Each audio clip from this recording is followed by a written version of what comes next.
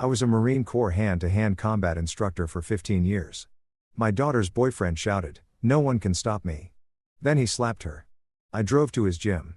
His MMA coach laughed. "What are you gonna do, Grandpa?" I smiled. By the time I left, him and 3 of his fighters needed ICU. His uncle, a gang leader, showed up at my work. Big mistake. Chapter 1, The Calm. Before Shane Jones stood at his woodworking bench, hands steady as he shaped a cherrywood box, a birthday gift for his daughter Marcy. The garage smelled of sawdust and linseed oil, familiar scents that grounded him after 15 years of teaching young Marines how to break bones and end threats. At 48, his beard showed more gray than brown, and his frame carried an extra 30 pounds that soft civilian life had added. But his hands never forgot. They remembered every pressure point, every joint lock, every devastating strike he drilled into thousands of warriors. "Dad." Marcy appeared in the doorway, 22 years old, with her mother's dark hair and his blue eyes. Something was off. She wore a turtleneck despite the California heat. And her smile didn't quite reach her eyes. "Hey, sweetheart, come see this." Shane held up the box, its dovetail joints perfect. "What do you think?" "It's beautiful." She stepped closer, and Shane noticed the careful way she moved, favoring her left side. His instructor instincts kicked in. The same ones that had kept him alive in Fallujah and Helmand Province during his force recon days before he became the Marine Corps' top MC map instructor at Quantico. "How's Dustin treating you?" He kept his tone casual, but his eyes tracked every micro-expression. "He's good. Really good." The pause was half a second too long. "Actually, we're training together now. He's teaching me some boxing basics." Shane's jaw tightened. Dustin Freeman, 26, cocky MMA fighter who trained at some strip mall gym called Titan's Forge. They'd been dating 4 months and Shane had disliked him from the first handshake. Too much grip, too much eye contact, the kind of insecure dominance display that screamed overcompensation. "Marcy." Shane set down his tools. "If anything's wrong." "Nothing's wrong, Dad. I'm not a kid anymore." She kissed his cheek and retreated before he could push further. "Mom needs help with dinner." That evening, Shane sat across from his wife, Lisa, at the dinner table. Marcy's empty chair between them. Lisa, a trauma nurse at County General, had the same worried crease between her eyebrows. "She's covering bruises," Lisa said quietly. "I saw them when I stopped by her apartment yesterday. Finger marks on her upper arm." Shane's knuckles whitened around his fork. "She denied it. Said she bumped into a door frame during a workout." Lisa's voice cracked. "I have seen enough domestic violence victims to know the difference between accident and assault." Shane, the old warrior and Shane wanted to drive to Dustin's gym right then, but 15 years of tactical training had taught him patience. You didn't win fights by charging in blind. You gathered intelligence. You waited for the right moment. You struck when your enemy's guard was down. "I'll handle it," Shane said. "Legally, Shane, promise me." He met his wife's eyes and said nothing. Some promises he couldn't make. Chapter 2. Gathering storms. 2 weeks crawled by. Shane watched and waited. His surveillance training from Force Recon kicking in. He drove past Titan's Forge 3 times, memorizing the layout, the patterns, the faces. Dustin's coach was a loudmouth named Perry Cox, 40-some with a shaved head and neck tattoos. The kind of trainer who confused brutality with discipline. Shane also made calls. His old Marine buddy, Gabriel Stevenson, now a PI in San Diego, ran background checks. "Your daughter's boyfriend is dirty, brother," Gabriel reported over the phone. 3 assault charges that got pleaded down. Restraining order from an ex-girlfriend. And here's the kicker. His uncle is Royce Clark. Shane's blood ran cold. Royce Clark ran the Southside Vipers, a gang that controlled drug distribution and underground fighting circuits across 3 counties. They weren't street-level punks. They were organized criminals with legitimate business fronts and dirty cops on payroll. "Freeman's their prize fighter," Gabriel continued. "They use him in illegal prize fights, betting hundreds of thousands. He loses, people die. He's psychotic in the ring, Shane. 3 opponents hospitalized, 1 with permanent brain damage. Send me everything, Shane. These people aren't some drunk Marines you can straighten out. They're send me everything." That night, Marcy came for dinner. She wore long sleeves again, moved more carefully than before. Shane's wife tried to draw her out, but Marcy picked at her food, jumped when her phone buzzed, checked it constantly with barely concealed fear. After dinner, Shane walked Marcy to her car. "Baby girl, I know what's happening." Her eyes filled with tears. "Dad, please don't. Has he hit you?" "It's complicated." He gets stressed with training, with his uncle's expectations. It's not always, has he hit you? The tears spilled over. He says he loves me. He apologizes every time. He's under so much pressure from his family. Shane pulled her into a hug. Felt her shake against him. This ends now. Dad, you don't understand. His uncle Dustin said, if I leave, Royce will hurt you. Hurt our family. They're connected. Dad, police, judges, everyone. Let me worry about that. Promise me you won't do anything stupid. Shane stroked her hair like he did when she was little, scared of thunderstorms. I promise I'll fix this. That night, he pulled his old Foot Locker from the garage attic. Inside, wrapped in oilcloth, were things he'd hoped to never touch again: tactical gear, surveillance equipment, and a notebook filled with 15 years of knowledge on how to neutralize threats. The Marine Corps had trained him to be a weapon. It was time to remember how to deploy that weapon. Chapter 3. First Blood. The call came on a Tuesday afternoon. Shane was at his job as a shop foreman at a custom furniture company when his phone rang. Lisa's voice was ice. Marcy's in the ER. She listed me as her emergency contact. Shane's vision narrowed to a tunnel. How bad? Concussion, bruised ribs, split lip. She says she fell downstairs, but Shane, there are defensive wounds on her forearms. And witnesses saw her arguing with Dustin in the parking lot of his gym an hour ago. The phone cracked in Shane's grip. I'm on my way. But he didn't go to the hospital. Not yet. First, he drove to Titan's Forge. The gym occupied a converted warehouse on the industrial side of town. Bass-heavy music pounded from inside, mixed with the thud of fists on bags and coaches barking orders. Shane parked and sat for 5 minutes, breathing deeply, finding the cold, calm center he'd cultivated in combat zones. When he walked through the door, the smell hit him.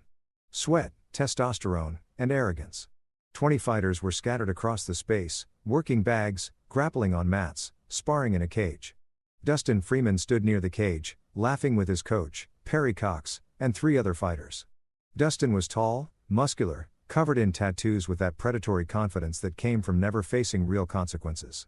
Shane walked straight toward them. A few fighters noticed, stopped their work. The music seemed to dim. Dustin saw him coming and grinned. Well, Daddy came to visit. He nudged Perry. This is Marcy's old man. Perry Cox looked Shane up and down. The extra weight, the gray beard, the carpenter's clothes, and laughed. What are you going to do, Grandpa? Give us a stern talking to. Shane stopped 10 feet away. His voice was quiet, conversational. You put your hands on my daughter. Your daughter's a clumsy who can't follow simple instructions, Dustin sneered. Told her your fat old ass couldn't protect her. She didn't believe me, so I had to teach her respect. The 3 fighters with them, Shane recognized their faces from Gabriel's report. Lamar Duncan, Brenton Control, Andres White, all Viper Gang associates, spread out slightly, surrounding him. Perry stepped forward. Here's how this goes, Grandpa. You turn around, walk out, and forget you have a daughter, or my boys will make sure you leave on a stretcher. Shane smiled. It was the smile he'd given Taliban fighters who didn't know they were already dead. I was a Marine Corps hand-to-hand combat instructor for 15 years. I trained Force Recon operators, Mars Raiders, and over 3,000 combat Marines. He rolled his shoulders, and suddenly the extra weight didn't look so soft. You're going to need more than 3 guys. Crazy old Perry nodded at his fighters. Put him down. What happened next took 17 seconds. Lamar came in first, throwing a haymaker. Shane S. sidestepped, caught the arm, and executed a textbook Kodagai wrist lock combined with a knee to the solar plexus. Lamar dropped like a stone, gasping. Brenton and Andres rushed together. Shane moved like water, decades of muscle memory, taking over. He deflected Brenton's punch, trapped the arm, and delivered a palm strike to the ear that ruptured the eardrum. As Brenton screamed, Shane pivoted, caught Andres's kick, swept the standing leg, and dropped an elbow on the falling fighter's knee. The snap echoed through the gym. 14 seconds. Perry Cox grabbed a training knife from the wall rack and lunged. Mistake. Shane's disarm was reflexive. Trap the weapon hand. Control the wrist. Apply pressure to the nerve cluster while stepping into Perry's center line. The knife clattered away. Shane drove 3 rapid strikes into Perry's floating ribs, then swept both legs. Perry crashed onto his back. Shane followed him down, knee on sternum, and delivered 2 precise strikes to the jaw that sent Perry into darkness.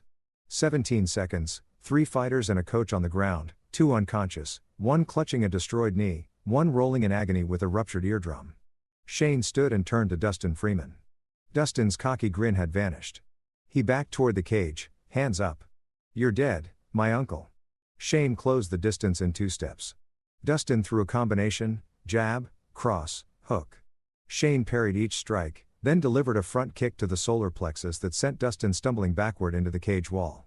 Before Dustin could recover, Shane was on him, trapping an arm behind his back. Shane slammed Dustin's face into the chain link once, twice, 3 times. Blood splattered, teeth cracked. Shane spun Dustin around and lifted him by the throat, speaking inches from his ruined face. "You ever come near my daughter again, I'll kill you. You understand me?" Dustin gurgled something that might have been agreement. "I didn't hear you." "Yes, yes." Shane dropped him. Dustin collapsed, whimpering. Shane looked around the gym. Every fighter had backed away, phones out, filming. Good. Let them see. Anyone else want to teach the old man a lesson? Silence. Shane walked out, his knuckles barely bruised, his breathing steady. Behind him, someone was already calling 911. Chapter 4. The Reckoning. The knock came at 6 a.m. the next morning. 2 detectives, Roosevelt Kent, a black man in his 50s with tired eyes, and Sue Shepard, a sharp-featured woman in her 30s. Shane opened the door in his bathrobe, coffee in hand, expecting this. "Mr. Jones, we need to talk about an incident at Titan's Forge gym yesterday." "Come in." Shane led them to the kitchen. Lisa stood by the counter, her lawyer face on. She'd made calls last night to their attorney, prepared for this moment. Detective Kent pulled out a notebook. 4 men are in the hospital. Perry Cox has a fractured jaw and broken ribs. Lamar Duncan has internal bleeding. Brenton Cantrell has a ruptured eardrum and needs surgery. Andres White's knee is destroyed. Doctors say he'll never fight again. And Dustin Freeman has a concussion, broken nose, 7 missing teeth, and trauma to his trachea. "That's unfortunate," Shane said evenly. "Multiple witnesses filmed you assaulting them." "Self-defense. 5 men surrounded me, made threats. 1 came at me with a weapon. I defended myself." Sue Shepard leaned forward. "Mr. Jones, these men are claiming these men put my daughter in the hospital with a concussion, bruised ribs, and a split lip. I have medical records, photographs, and witness statements. Dustin Freeman has a history of assault charges and domestic violence. I confronted him about abusing my daughter. He and his colleagues attacked me. I neutralized the threat using the minimum necessary force my training allowed." Kent's expression shifted slightly. "Your training?" 15 years. Marine Corps hand-to-hand combat instructor. MC MAP black belt 4th degree. I taught at Quantico. Before that, Force Recon. 3 combat deployments. Would you like my service record? The detectives exchanged glances. Kent cleared his throat. "Mr. Freeman's uncle, Royce Clark, has filed a complaint. He's demanding we arrest you for aggravated assault." Royce Clark. Shane sipped his coffee. Head of the Southside Vipers, drug trafficking, illegal gambling, racketeering. I'm surprised he wants police attention. Sue's eyes narrowed. "What do you know about Royce Clark?" "Only what any citizen can find with basic research. I'm curious why a violent gang leader is pressing charges instead of handling things his own way, unless he's worried that official scrutiny might expose other activities." The room went quiet. Finally, Kent stood. "We'll need you to come to the station, give a formal statement." "Of course, I'll call my lawyer." After they left, Lisa gripped Shane's arm. "They could still charge you." "They won't. Too many witnesses saw Freeman's crew surround me. Self-defense is clear. But this isn't over." Shane looked out the window. Royce Clark doesn't call police when his pride is hurt. He makes examples. He was right. That afternoon, Shane's boss called him into the office. Jarvis Ho, the owner of Premium Craft Furniture, looked uncomfortable. "Shane, someone came by this morning." "Royce Clark." Shane's jaw tightened. "What did he want?" "He said you put 4 of his guys in the hospital. Said, it's bad for business when old men embarrass young fighters." Jarvis wouldn't meet his eyes. "He suggested I fire you. Said if I didn't, there might be problems for the company. Vandalism, permits getting held up, inspections, and Shane, you've been with me 8 years. You're the best foreman I've ever had. But this guy, he's connected. My cousin owns a restaurant on South Side. The Vipers shook him down for protection money. When he refused, they burned it down. Insurance ruled it arson, but nobody could prove anything. So, you're firing me. I'm sorry. 2 weeks severance. Good references. But you need to be gone today." Shane drove home, his mind working through scenarios. Royce was escalating, applying pressure, testing defenses. This was psychological warfare. Make Shane's life uncomfortable. Isolate him, then strike when he was vulnerable. Classic gang tactics. But Shane had fought insurgents who used the same playbook. And he'd learned something in the core. When your enemy attacks your flanks, you don't defend. You attack his center. That night, he met Gabriel Stevenson at a diner outside town. Gabriel slid a thick folder across the table. Everything I could find on Royce Clark and the Vipers. The gang runs a dozen legitimate businesses as fronts. Auto shops, nightclubs, a construction company. But the real money comes from underground fighting circuits. They host matches every month. Betting pools reaching $500,000 per event. Fighters aren't regulated. Safety's non-existent. 3 deaths in the past 2 years. Where do they hold the fights? Rotating locations, warehouses mostly. They announce the venue only hours before, mostly to known betterers and associates. Gabriel tapped a page. But here's interesting. The fights are sanctioned through a shell company called Apex Events Management. The owner of record is Perry Cox. Shane studied the documents. Perry's just the front man. Royce controls everything. Right. And Dustin Freeman is their star attraction. He brings in the big bets because he's psychotic. Doesn't know when to stop. 3 opponents ended up brain damaged because Dustin kept hitting after they were unconscious. How many fighters does Royce use? About 20 regulars. Most are gang members or associates. But here's the thing. Royce has been recruiting legitimate MMA fighters lately, offering them huge purses. Some are desperate enough to risk it. Shane's mind assembled a strategy. I need to get inside one of these events. Shane, these aren't amateur boxing matches. People die. And after what you did to Dustin, Royce will have your face circulated to every Viper in the city. Then I'll need a way and they won't expect. Shane smiled coldly. Tell me about the recruitment process. Chapter 5. The Trap. 3 days later, Shane sat in a dive bar called The Cage on Southside Territory, nursing a beer and watching D. Dixon work the room. Dixon was one of Royce's recruiters, a wiry man in his 30s who scouted talent for the underground fights. Gabriel's intel said Dixon visited The Cage every Thursday looking for desperate fighters. Shane had spent those 3 days transforming himself. He'd shaved his beard to stubble, bought clothes from a thrift store, worn jeans, a faded tap-out shirt, cheap sneakers. He looked like every other washed-up fighter drowning in regret and cheap beer. Dixon approached after Shane's 3rd beer. You look like you can handle yourself. Shane glanced up, playing the part. Used to. Dixon sat down uninvited. What happened? Life. Bad knees. Worse decisions. Shane took a drink. You hiring? Depends. You got a record amateur circuit years ago. Nothing professional. The lies came easily. Shane had practiced them, but I need money. Wife's medical bills are killing me. Dixon studied him. How old are you? 48, but I can still throw down. We've got a fight coming up. $5,000 for showing up. 20 if you win. Interested? Hell yes. It's not sanctioned. You understand what that means? I understand. Money's money. Dixon pulled out a phone, snapped Shane's photo. I'll run you by my boss. You got a name? Larry Perkins. Shane had built the identity carefully. A real person who died 3 years ago in a car accident. Same age, similar build, enough to pass casual scrutiny.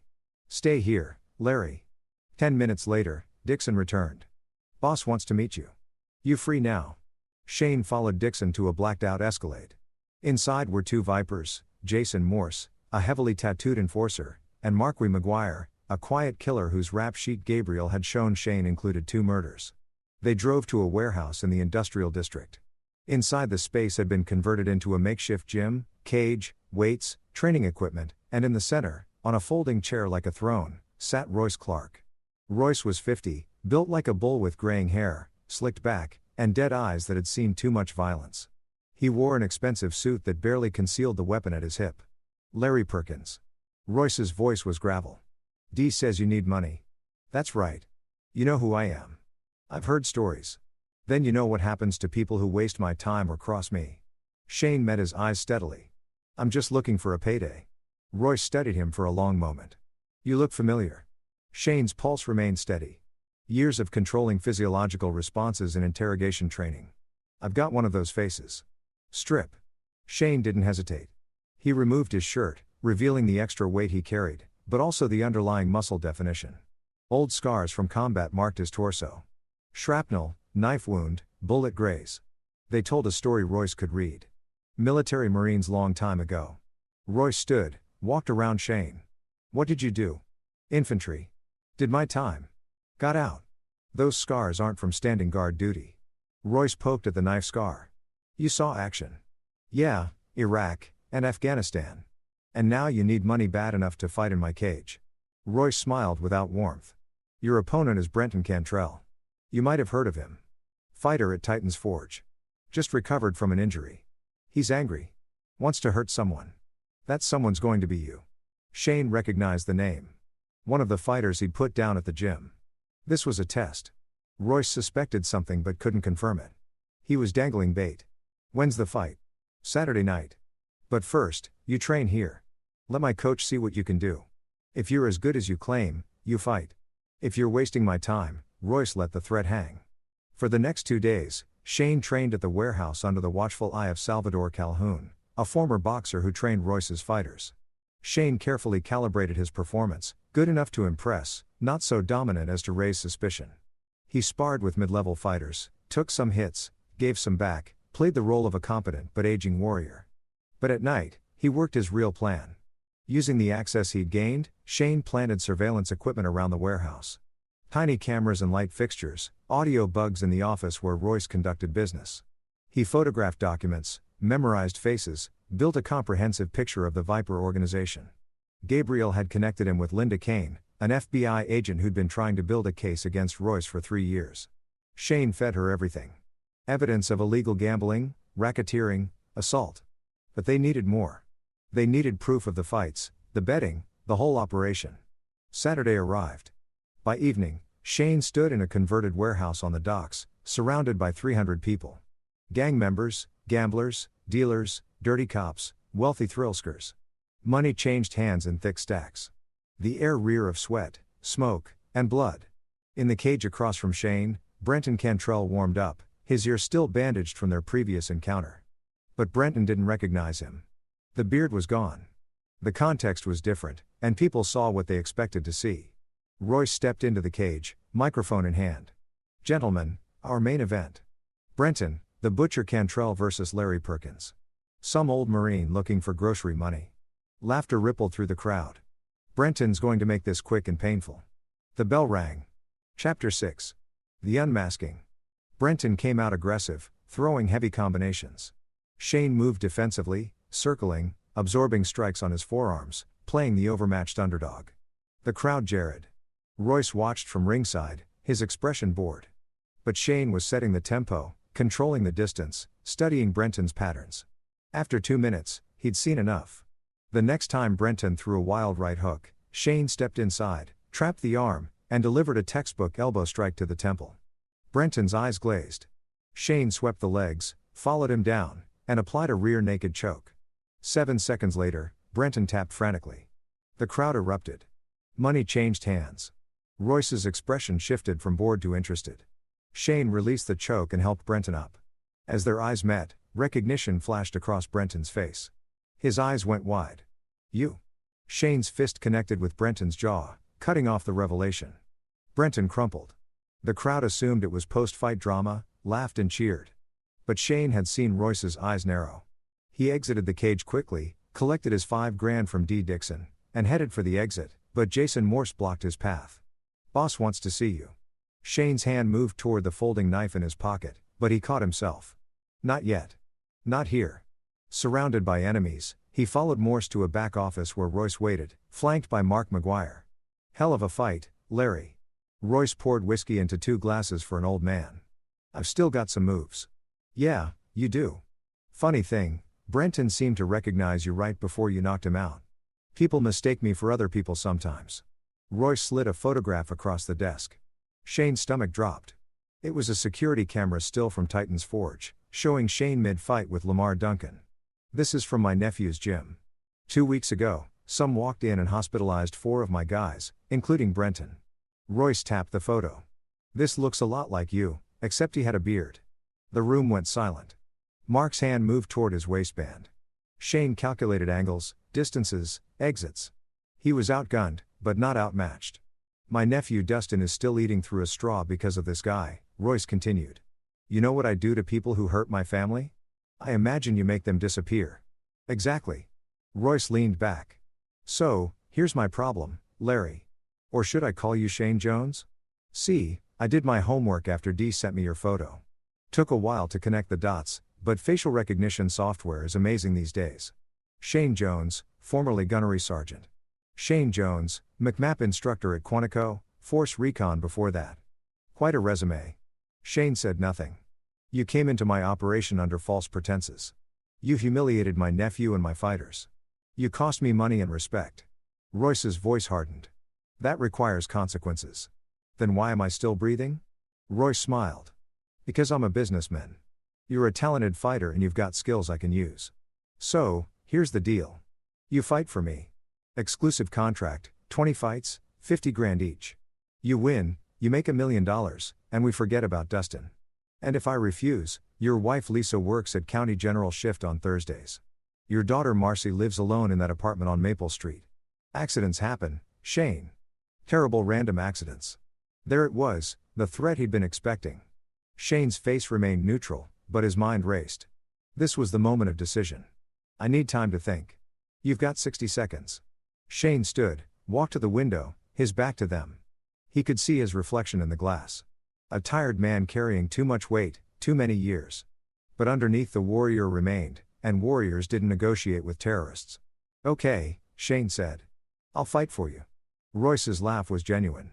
Smart man. Welcome to the team. They shook hands. Royce's grip was crushing, a dominance display. Shane matched it, then exceeded it, squeezing until he felt the bones shift. Royce's smile faltered.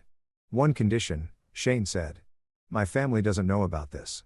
As far as they're concerned, I'm working construction in Nevada for 6 months. Done. But you live here. Train here. I need to know where you are at all times. Fair enough. That night, Shane moved into a room above the warehouse gym. Royce assigned Dee Dixon to watch him, ensure he didn't run. But Shane wasn't planning to run. He was planning something far more dangerous. Using the burner phone Gabriel had given him, Shane texted one word, inside. The next morning, he began his real mission. Training with Royce's fighters, he assessed their skills, identified weaknesses, memorized the operational structure. He ingratiated himself with Salvador Calhoun, the coach, learning the schedule of fights, the betting system, the protection payoffs to cops and officials. And at night, when Wenda thought he was sleeping, Shane moved through the warehouse like a ghost. He photographed financial records, recorded conversations, documented the entire criminal enterprise. Every piece of evidence went to Gabriel, who passed it to FBI agent Kane. But Shane was playing a deeper game. He wasn't just gathering evidence. He was identifying pressure points. Every organization had vulnerabilities, people who could be turned, alliances that could be fractured. Royce's empire looked solid, but Shane knew from combat, the bigger the fortress, the more catastrophic the collapse when you found the right crack. His opportunity came 2 weeks later when he overheard Royce arguing with his lieutenant, Marquis McGuire, about money. Marquis thought Royce was shorting him on profits. Royce accused Marquis of skimming. The argument ended with threats, but Shane heard the fracture forming. He also learned that Dustin Freeman, still recovering from Shane's beating, was becoming a liability. Dustin had developed a dependency on pain medication, was unstable, paranoid. Royce was losing faith in his nephew. All the pieces were falling into place. Shane just needed to push them in the right direction. Chapter 7. The Long Game. Shane's third fight was against Lamar Duncan, the first fighter he'd put down at Titan's Forge. This time, Shane didn't hold back. He dismantled Lamar in 90 seconds with a combination of strikes and submissions that left the crowd stunned and Lamar unconscious. Afterward, Royce pulled him aside. You're making me a lot of money, Shane. The odds were 8-1 against you.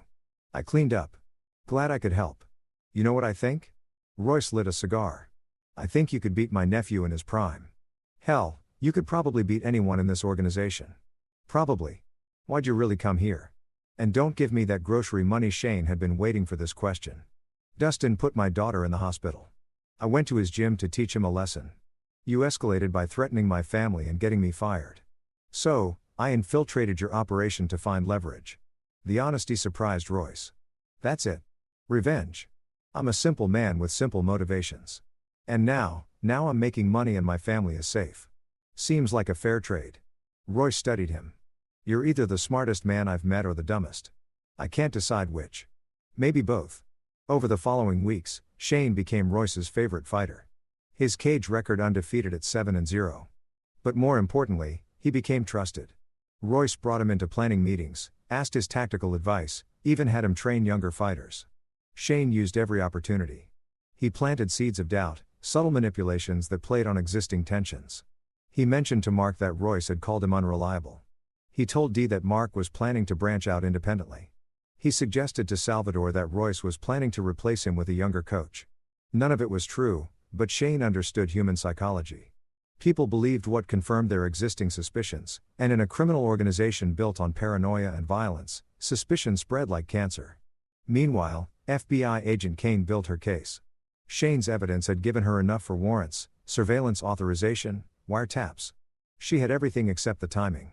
"We can take them down now," she told Shane during a clandestine meeting at a truck stop outside town. "We've got RICO charges: racketeering, illegal gambling, assault, conspiracy." "Not yet," Shane said. "Royce has cops and judges in his pocket.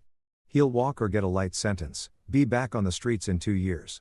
We need to hit him when he's completely vulnerable." "What are you planning?" "Something Royce will never see coming. Just be ready to move when I give the signal." The signal came 2 weeks later. Shane had learned that Royce was planning his biggest fight yet, a title match between Dustin Freeman and a Russian fighter named Andre, with betting pools expected to exceed $2 million. Every major player in the criminal underworld would attend. Every dirty cop, every corrupt official, every gang leader Royce did business with. It would be the biggest gathering of criminal enterprise in the city's history. It would also be their last. Shane approached Royce with a proposition. "I want to fight Dustin." Royce laughed. "You beat my nephew unconscious already." "Exactly. The rematch would draw massive betting. You'd make a fortune." "Dustin's not ready. He's still recovering. Unstable." "Then let me fight the Russian Andre." Royce's expression shifted to genuine surprise. "You serious? Andre is a killer. He's 6 feet 5 inches, 260, professional heavyweight. He's destroyed everyone we've put against him. I can beat him. You're 50 pounds lighter and 20 years older. I know what I'm doing." Royce considered this. The odds would be astronomical. If Shane won, Royce would make millions. If Shane lost, well, Royce would still make money and he'd be rid of a potential threat. "Okay," Royce said finally. "You fight Andre, but we do it right. Huge promotion, massive betting pool. This will be the event of the year." "Perfect." Shane had 1 month to prepare. During that month, he trained harder than he had in 15 years, shedding weight, sharpening techniques, rebuilding the weapon he'd once been. But he also finalized his other preparations. Gabriel flew in from San Diego with equipment, cameras, recording devices, encrypted communications. Agent Kane positioned FBI tactical teams around the city. Local police, the clean ones who weren't on Royce's payroll, were briefed and put on standby. And Shane made one final call to his wife. "Lisa, I need you to trust me. On Saturday night, take Marcy and go to your sister's in Oregon. Don't ask questions. Don't tell anyone. Just go." "Shane, what are you doing?" "Fixing things. I'll call you when it's over. I love you." "Shane, I love you, Lisa. Tell Marcy I'm proud of her." He hung up before she could respond. Chapter 8. The Architect's Design. Saturday night arrived like Judgment Day. The warehouse on the docks had been transformed into an arena packed with over 500 people. The betting pool had reached $3 million. Every criminal element in the city was present, drawn by greed and spectacle. Shane stood in the makeshift locker room, wrapping his hands when Dustin Freeman entered.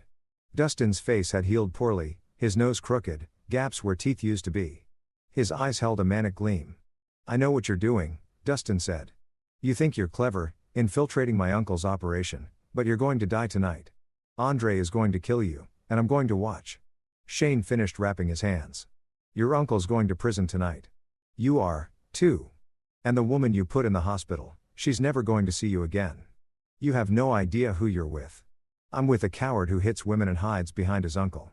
I'm with a failed fighter who needs drugs to get through the day. I'm with a punk who's about to watch his entire world collapse." Dustin's fist came fast, but Shane was faster. He caught the wrist, twisted, and slammed Dustin face first into the locker. "You're going to sit there and stay quiet. Move again. I'll break your arm." Dustin whimpered and nodded. In the arena, Royce stood in the cage with a microphone. Ladies and gentlemen, criminals and degenerates, welcome to the fight of the century. The crowd roared. In this corner, our champion, Andrei, the Siberian bear, Volov. Undefeated, unstoppable, unbeatable. Andrei climbed into the cage, massive, scarred, empty-eyed, a killer who enjoyed his work. And the challenger, a man stupid enough to think he can win. Shane, the instructor Jones. Shane entered the cage to mixed reactions. Some cheers from those who'd bet on the underdog. Mostly jeers from those who knew he was doomed. Royce approached Shane one last time. Last chance to back out. I'm good.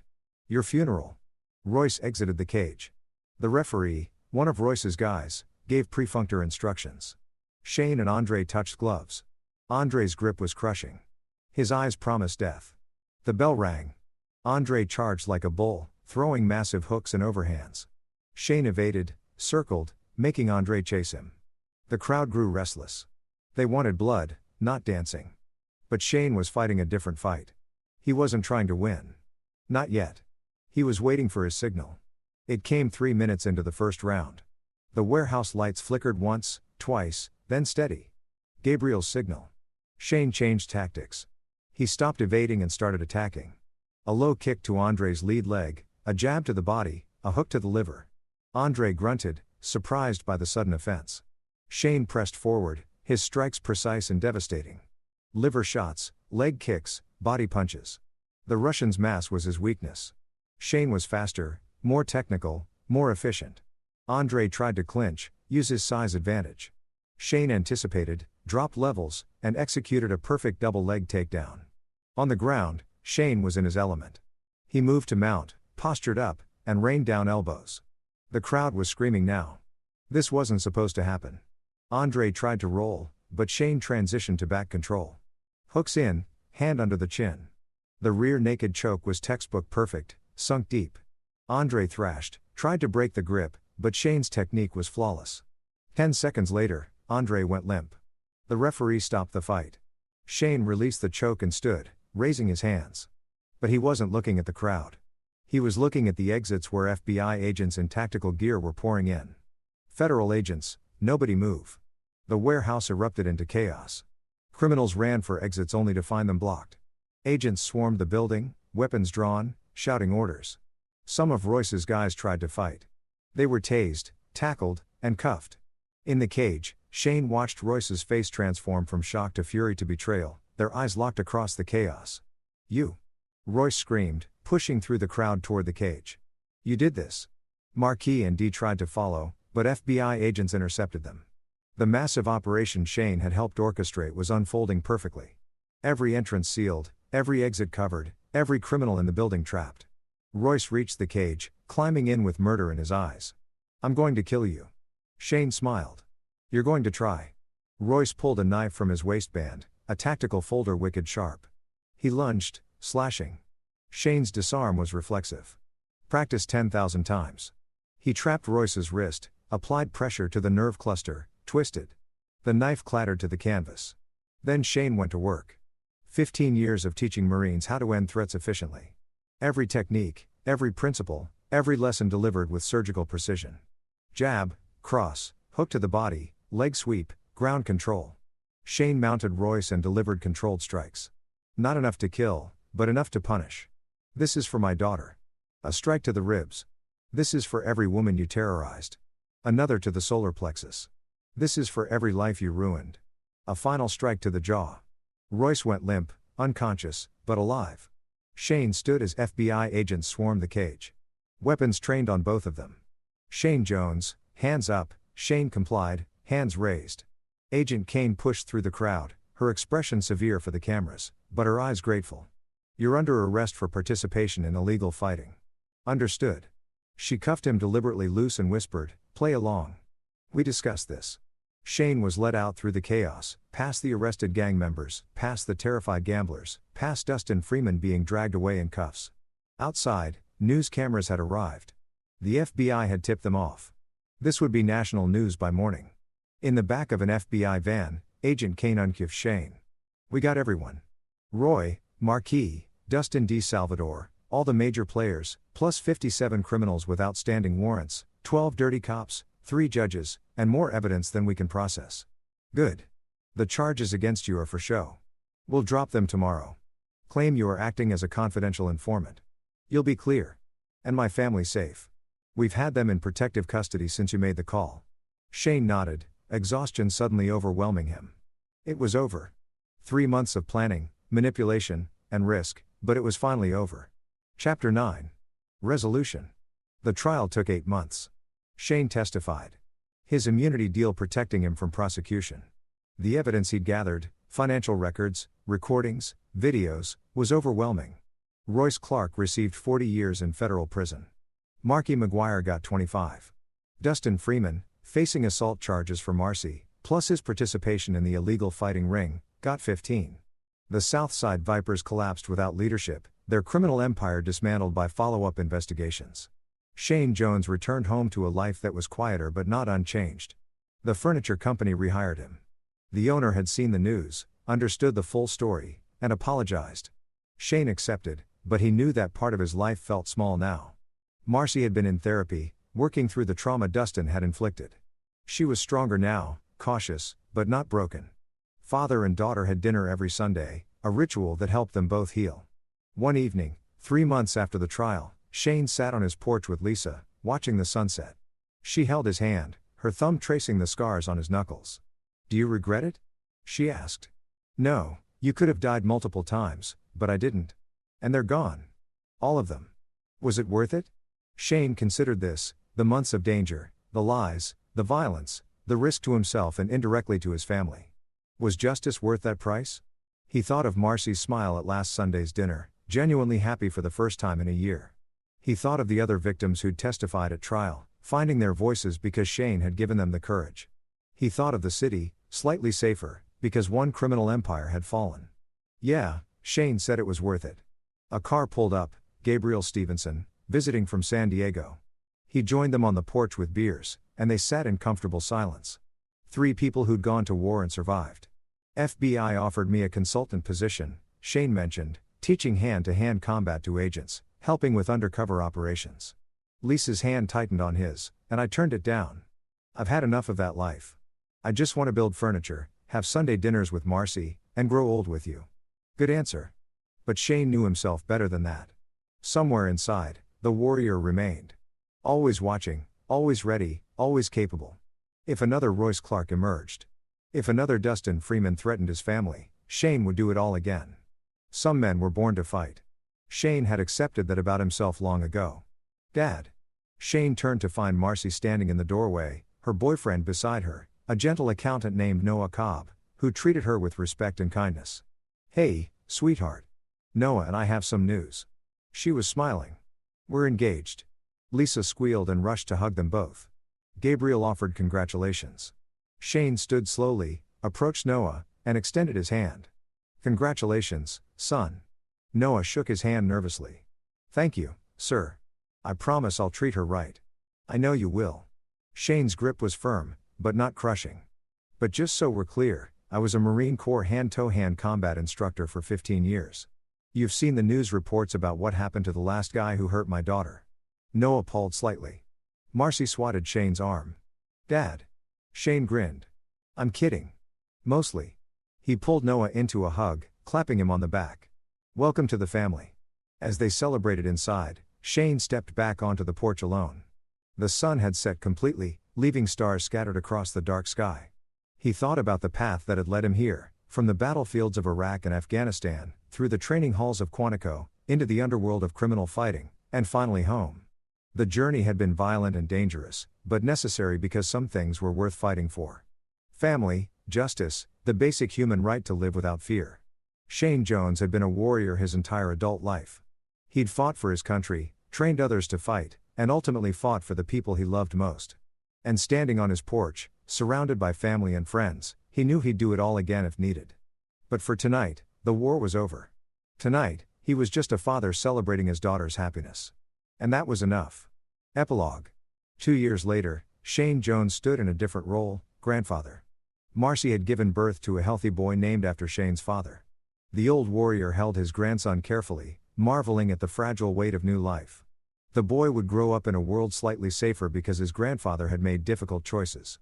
He'd never know about the violence, the danger, the calculated revenge that had removed a criminal empire from the streets. But someday, if that boy needed protection, if evil threatened his life the way it had threatened Marcy's, he'd have a grandfather who knew how to fight back. For now though, Shane was content to simply hold his grandson and feel the warmth of family around him. Lisa beside him, Marcy and Noah nearby, Gabriel visiting from San Diego. The past was behind them, the future uncertain but hopeful.